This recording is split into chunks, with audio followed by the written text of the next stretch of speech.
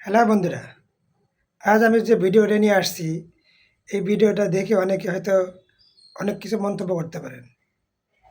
তার কারণ হচ্ছে আমরা অনেক কাহিনীতে পড়েছি, বই পুস্তকে পড়েছি বা ছবিতে দেখেছি লাইলি মজনুর প্রেমের কাহিনী। কিন্তু বর্তমান সমাজে, বর্তমান যুগে এরকম প্রেম কাহিনী খুবই কমই দেখা যায়। বিরল হিসেবে ধরতে গেলে চলে। এই লামিয়া সোহাগের বিষয়, লামিসা সোহাগের বিষয়।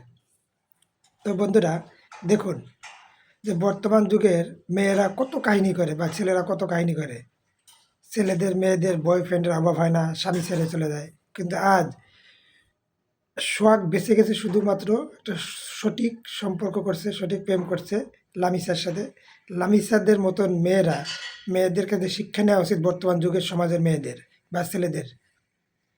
তো আমি বলবো যে সম্পর্ক করলে এরকমই করতে হয় যে যা মানুষ মনে করবে মনে রাখবে। সবাই মিলে দোয়া করবেন যে এদের সম্পর্ক যেন আল্লাহর রহমতে আজীবন টিকে। আর এদের সম্পর্ক মিলিয়ে দেওয়ার জন্য যারা আপ্রাণ চেষ্টা করছে, আমি তাদেরকে ধন্যবাদ জানাই, তাদেরকে থ্যাংক ইউ জানাই। এবং সবাই মিলে দোয়া করবেন লামিসার জন্য বা সোহাগের জন্য।